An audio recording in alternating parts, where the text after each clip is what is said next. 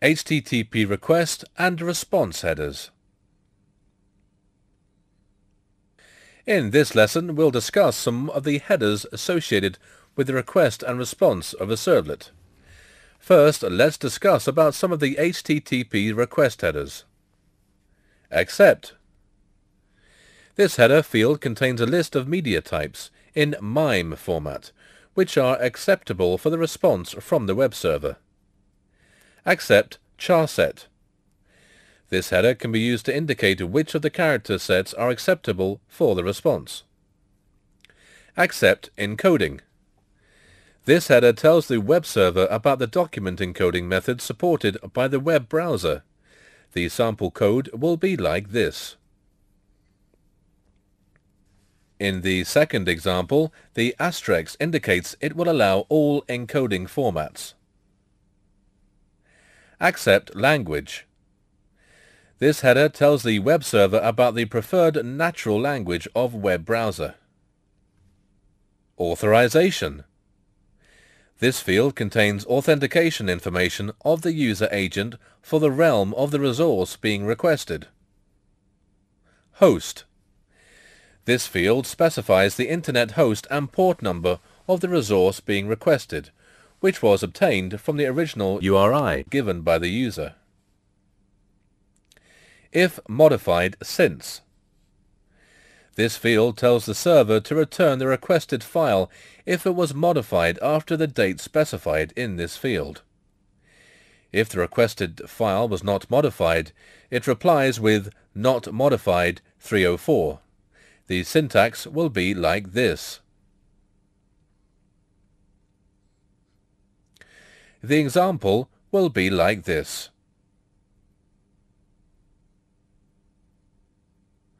Referrer. This request header field allows the clients to specify the address of the resource from which URI the request was obtained. This is the URI of the document that the user has to click to get to the current document. User agent. It contains information about the user agent making the request. Generally, it will be the information about the client web browser, for example, Mozilla, like this.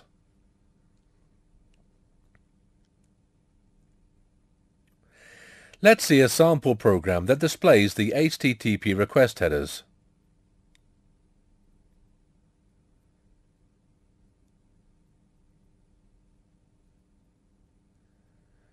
In this program, we imported all the necessary packages for writing the servlet, and then we define a servlet class and set the content type for the output.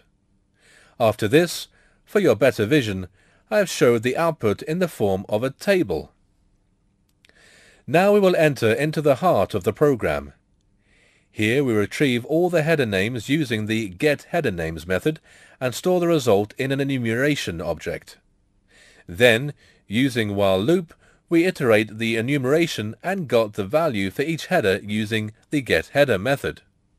Finally, we print all the header names and the values in the tabular format.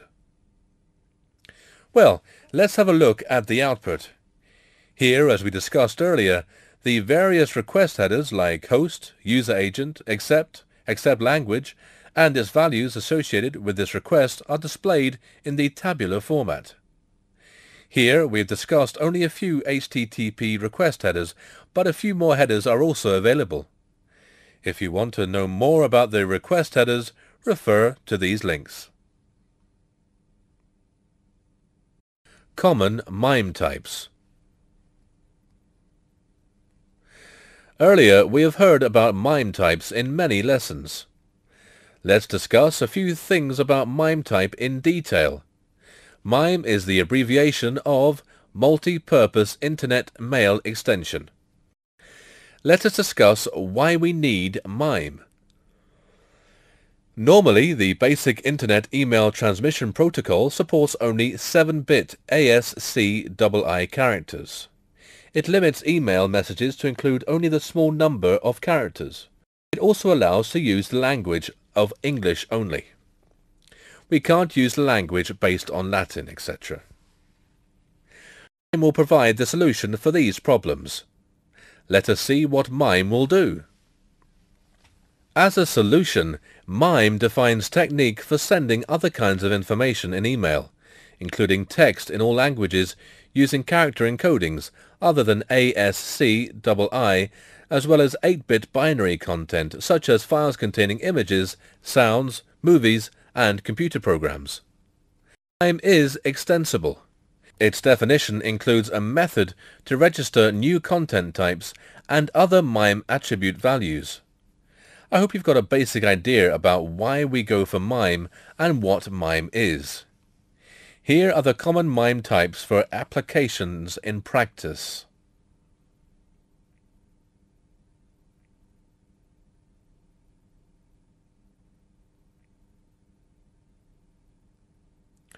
Servlets. We use these Mime types while defining the content type of the response, i.e., how the response can be displayed to the user. For example, text/HTML is a Mime type used to display in HTML documents. If we want to display the results in the form of a Word document, then we can use the Mime type application/MS Word. Likewise, many of the Mime types are available to display the response in the various formats like PDF, XML, Excel, even in image and video formats too. Now I'm sure that you've got a clear idea about Mime types. Here we have discussed very few Mime types. Actually, there are more than 600 Mime types available. If we want to know more about all these Mime types, refer to these links.